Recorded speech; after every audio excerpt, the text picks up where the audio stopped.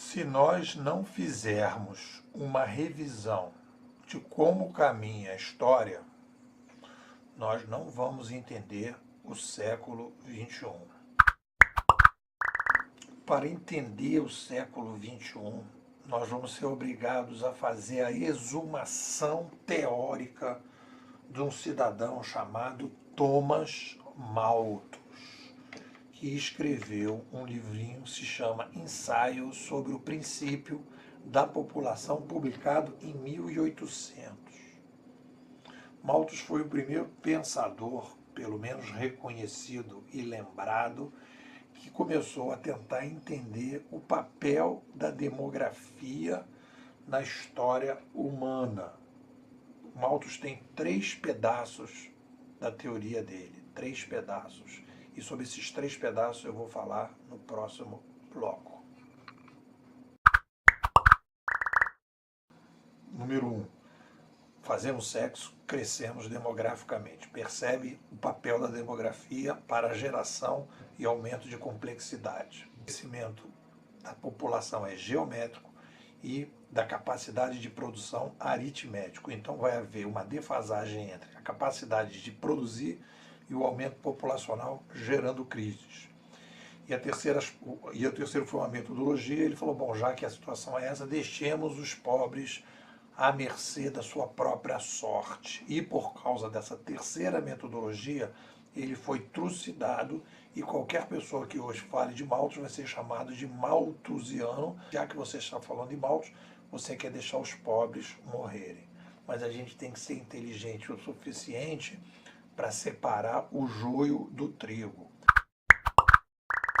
Tirando a crítica mais óbvia da questão ética em relação aos pobres, o que o Malthus não conseguiu perceber, não tinha ferramenta teórica para perceber, é que a situação que a demografia, quando ela gera problemas, nós resolvemos esses problemas através da inovação. Então, uma coisa fundamental para entender na história humana que é a seguinte: nós crescemos demograficamente e nós precisamos e somos escravos da inovação. E se a gente não inovar, aí vai bater no problema que o Malthus levantou. Nós vamos trazer o aumento, nós vamos ter um aumento aritmético da produção e um aumento geométrico da população, e vai haver um déficit com crises de produção. Então nós nos tornamos escravos da inovação.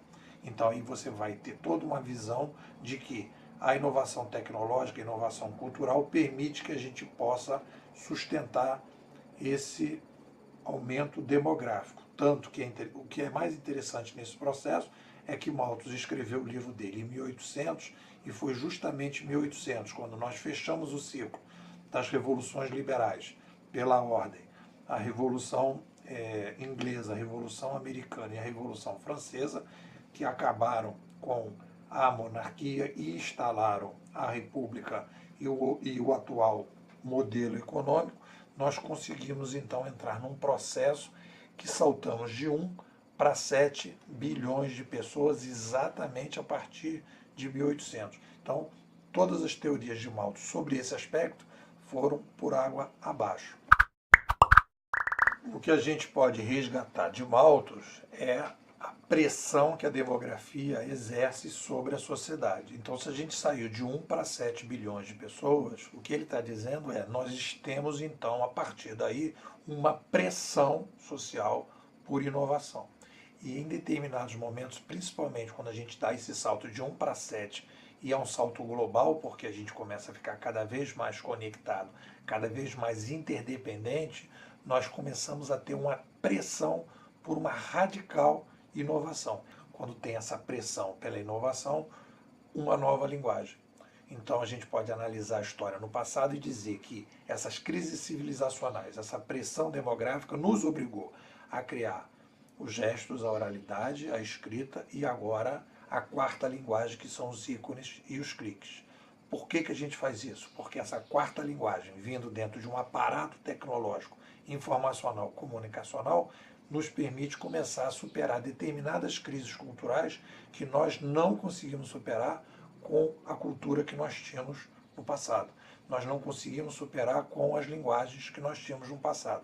Quando a gente vê, por exemplo, no caso específico do Uber, em que você tem uma complexidade gigantesca de motoristas circulando, através dos cliques e dos ícones, você começa a ter a participação de massa para que se coloque um controle do cidadão sobre o descontrole que existia em relação aos motoristas de táxi.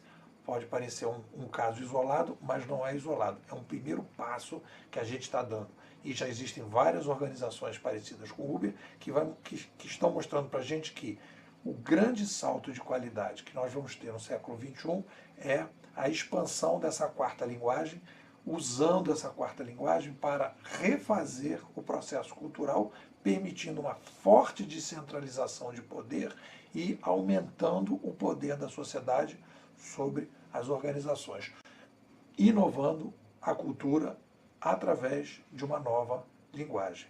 O século XXI vai procurar resolver o pico demográfico através da inovação. E essa inovação, ela não é opcional, ela é obrigatória. Se nós não inovarmos, se a gente não macro inovar, nós não conseguimos superar as crises que Malthus aponta em 1800. Então é nessa autópsia que a gente está fazendo, teórica de Malthus, que essa autópsia vai ajudar a gente a poder sair da sinuca de bico teórica que a gente tem, porque a gente não entende como é que a história funciona e como ela avança no tempo a partir de aumentos demográficos, demandas que as pessoas têm, crises civilizacionais, chegadas de novas linguagens e, a partir dessas novas linguagens, um upgrade macrocultural.